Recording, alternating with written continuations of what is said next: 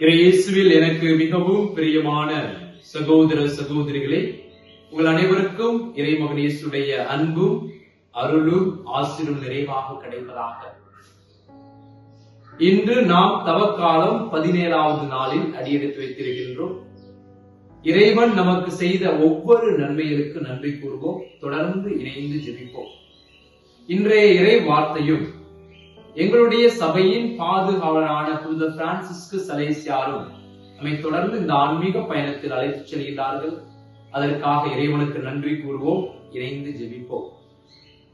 இன்றைய முதல் வாசகத்தை எடுத்து பார்த்தோம் என்றால், தொடக்க நூலிலிருந்து நமக்கு கொடுக்கப்பட்டிருக்கின்றது. ஆண்டவராய கடவுள் யோசேப்பு வழியாக நமக்கு நிறைய விஷயத்தை வெளிப்படுத்துகின்றார். முதலாவது பார்த்தோம்னா, யோசேப்புடைய தந்தை தன்னுடைய இளைய மகன் அதாவது யோசேப்பு மேல ரொம்ப அளவு கடந்த அன்பும் பாசமும் நேசமும் வைத்திருந்தார். இதை பார்த்து அவர்களுடைய உடன் பிறந்த சகோதரர்கள் பிடிக்காமல் அவரை எப்படியாவது தந்தையிடமிருந்து பிரிப்பதற்காக, கொல்லுவதற்காக கங்கணம் கட்டிக் கொள்கின்றார்கள் என்பதை நாம் பார்க்கின்றோம். ஆனா என்ன நடக்குது? கடைசியில கொல்லாம இன்றைய நாளில் பார்க்கின்றோம். கடைசி முதல் வாசகத்துல கடைசியில பார்க்கிறோம், அவரை எதுக்கு இவரை கொல்லணும், அதுக்கு போல இவரை வித்துடலாமேன்னு சொல்லிட்டு 20 வெள்ளிக்காசுக்காக யோசேப்பை உடன் பிறந்த சகோதரர்களே விட்டு விட்டார்கள். ஆனால் நமக்கு எல்லாருக்கும் தெரியும், இன்னைக்கு விற்கப்பட்டவர் இந்த சகோதரர்களை பிற்காலத்தில் அவர்தான் காப்பாற்றுறாரு, வழி நடத்துறாரு.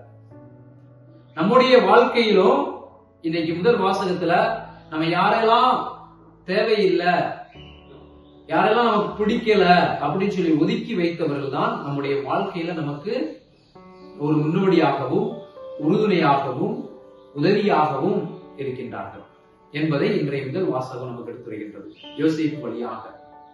அதேபோல் இன்றைய நற்செய்தியை எடுத்து பார்த்தோம் என்றால், இயேசு அவர்களிடம், கட்டுவோர் புறக்கணித்த கல்லே கட்டடத்துக்கு மூளைக்கல்லாயிற்று, ஆண்டவரால் இது நிகழ்ந்துள்ளது, நாம் கண்களுக்கு இது வியப்பாயிற்று என்று நீங்கள் மறைநூலில் ஒருபோதும் வாசித்தது இல்லையா என்று இன்றைய நாளில் நற்செய்தியில் தெளிவாக நோக்கின்றார். யோசேப்பு எப்படி தன்னுடைய சகோதரரால் உதறி தள்ளப்பட்டாரோ, கடைசியில அவர்தான் அவங்களுக்கு உறுதுணையாக இருந்தார். அதே போல இன்றைய நாளில் நற்செய்தி எடுத்து பார்த்தோம் என்றால், ஒரு திராட்சை தோட்ட உரிமையாளர், அவரோடு இணைந்து பணி செய்பவர்கள், அவருடைய ஒரே மகன், இதெல்லாம் நமக்கு என்ன வெளிப்படுத்தினா, அந்த உரிமையாளர், திராட்சை தோட்ட உரிமையாளர் ஆண்டவராய கடவுள், இந்த திராட்சை தோட்டம், அந்த பணியாளர்கள் எல்லாம் நம்ம எல்லாரும், அந்த ஒரே மகன் இறைமகன் இயேசு. அதான் நீங்க ஒரு எடுத்துக்காட்டு கொடுக்கிறார். இவ்வளவு நடந்ததுக்கு அப்புறமும் அவர்கள் உதறி தள்ளிவிட்டு அடித்து கொண்டார்கள், பாவத்தில் இருக்கின்றார் என்பதை உணர்ந்து ஆண்டவராய கடவுள் தன்னுடைய ஒரே மகனை அனுப்புறார். அந்த ஒரே மகனுக்கு என்ன ஏற்பட்டது, இறைமகன் இயேசு என்ன ஏற்பட்டது நமக்கு தெரியும்.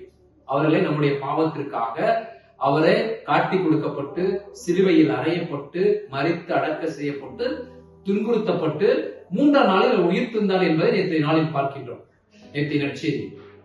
அதனால இன்னைக்கு இறைமகன் இயேசு தன்னுடைய ஆண்டவராய கடவுள் தன்னுடைய ஒரே மகனை இந்த உலகிற்கு அனுப்புகின்றார். யார்? நமக்காக, நம்முடைய பாவத்திற்காக. யாரெல்லாம் அதே போல யாரெல்லாம் ஒதுக்கப்படுகின்றார்களோ அவங்கதான் மூளைக்கல்லா வந்து இருப்பாங்க அப்படி இன்னைக்கு நமக்கு நற்செய்தியில சொல்றாரு. அதனால இந்த உலகத்துல யாரையும் வெறுக்க கூடாது, யாரையும் ஒதுக்க கூடாது. கடவுளால் படைக்கப்பட்ட அனைவருமே சமம், அனைவருமே சமமானவர்கள் என்பதை நாம் உணர வேண்டும். அதான் முதல் வாசகம் இன்றைய நற்செய்தி வாசகம் வெளிப்படுத்துகிறது. இந்த உலகத்துல கடவுளால் படைக்கப்பட்ட எல்லோருமே சரி சமம். யாரும் உயர்ந்தவர்கள் தாழ்ந்தவர்கள், உயர்த்தப்பட்டவர்கள் தாழ்த்தப்பட்டவர்கள் என்ற எண்ணம் நம்மிடம் வரக்கூடாது. எல்லாரும் நம்முடைய வாழ்க்கையில் பயன் உள்ளவர்களாக இருப்பார்கள் என்பதை நாம் உணர வேண்டும்.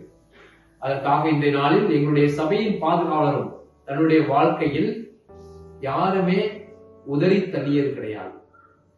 தாம் ஆயராக இருக்கும் பொழுது அவரோடு பணி செய்த அனைத்து குருக்களையும் சரி சமமாக வழி நடத்தி சென்றார் என்பதை நாம் பார்க்கிறோம். அதுல சில ஃபாதர்ஸ் நல்லா படிச்சிருப்பாங்க, சில ஃபாதர்ஸ் நல்லா படிக்காம இருந்திருப்பாங்க, சில பேர் நல்ல டேலண்டோட இருந்திருப்பாங்க, சில பேர் டேலண்டோட இல்லாம இருந்திருப்பாங்க, சில பேர் நல்லா பாடியிருப்பாங்க, சில பேர் நல்லா பாட்டு வந்திருக்காது. இப்படி பல ஏற்றத்தாழ்வுகள் இருந்தாலும் அவர் ஆயராக அனைத்து குருக்களையும் மக்களையும் சரிசமமாக வழிநடத்தினார். இன்றைய நாளில் சிறப்பாக நம் அனைவரும் இணைந்து ஜெபிப்போம். உங்களுக்காக, உங்கள் குடும்பத்திற்காக இணைந்து ஜெபித்துக் கொண்டிருக்கின்றோம். இறைவன் என்றென்று வாழ்த்த பெறுவாராக. ஆமென்.